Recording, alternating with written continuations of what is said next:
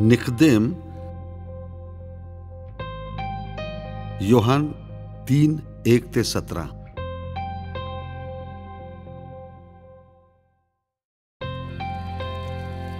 निकदेम नावाचे एक परुषी लोकांपैकी असून ते यहुदी लोकांचे एक महत्वाचे पुढारी होते. एका रात्री येशूकडे येऊन ते म्हणाले, गुरुजी, आपण देवाकडून पाठविलेले शिक्षक आहात हे आम्हाला माहीत आहे, कारण जे चमत्कार आपण करता ते देवाच्या मदतीशिवाय कुणाही माणसाला करता येणार नाही. येशूने उत्तर दिले, मी तुम्हाला खरं सांगतो, प्रत्येक व्यक्ती नव्याने जन्म घेतल्यापासून देवाचं राज्य पाहू शकणार नाही.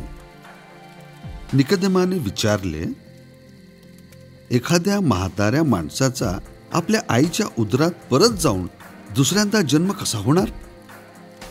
येशूने उत्तर दिले, मी तुम्हाला खरं सांगतो, मनुष्याचा पाण्यानं आणि आत्म्यानं जन्म झाला नाही तर त्याचा देवाच्या राज्यात प्रवेश होणं शक्यच नाही. जो देहापासून निर्माण होतो तो देह आहे आणि जो आत्म्यापासून निर्माण होतो तो आत्मा आहे. हे मी तुम्हाला सांगितल्याबद्दल आश्चर्यचकित होऊ नका की तुम्हाला पुन्हा जन्म घ्यायचा आहे. वारा जिकडं वाहतो तिकडं तो वाहतो. तो वाहताना तुम्हाला त्याचा आवाज ऐकू येतो, परंतु वारा कुठून येतो आणि कुठं जातो हे तुम्हाला कळत नाही. आत्म्या वाचून जन्म पावलेल्या प्रत्येक माणसाचं असंच असतं.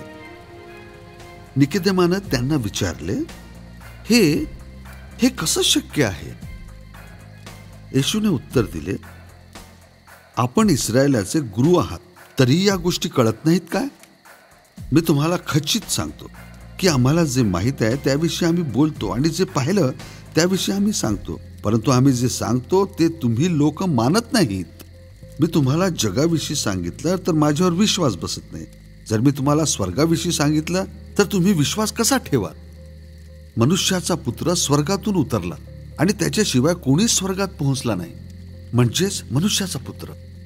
ज्याप्रमाणे मोशेनं अरण्यात सापाला उंच केलं, मनुष्याच्या पुत्रालाही तसंच उंच केलं जाईल.